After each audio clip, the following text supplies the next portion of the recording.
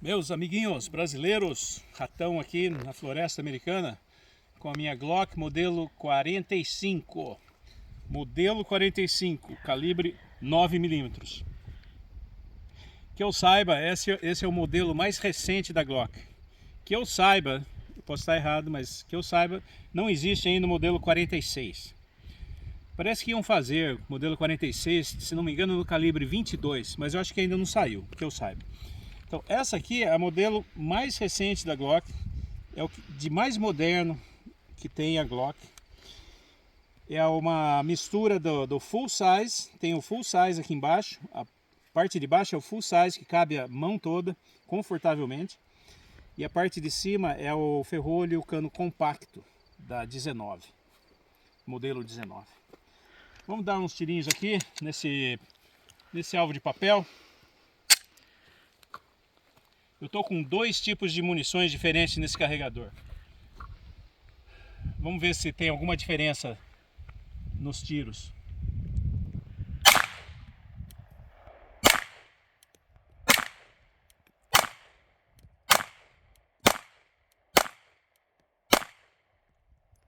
Acabaram os tiros. Bom, os tiros foram todos ali no alvo.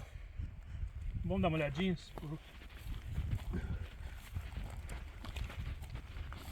Esse aqui foi o meu primeiro tiro. Eu percebi que eu tava tirando, que eu não me concentrei direito. Depois os outros foram aqui, daí começou a vir um pouquinho para baixo, um pouquinho para a esquerda, que também é normal para quem é destro como eu.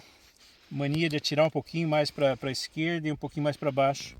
Porque a gente que é destro, a gente põe mais força na mão direita e a arma acaba indo um pouquinho mais para a esquerda. É uma coisa que a gente precisa treinar sempre. E ao contrário se você é canhoto, né? Claro.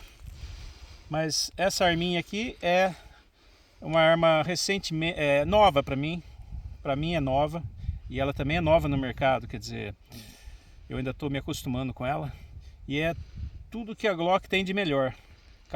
Modelo 45 9mm é o que tem de mais moderno hoje em dia.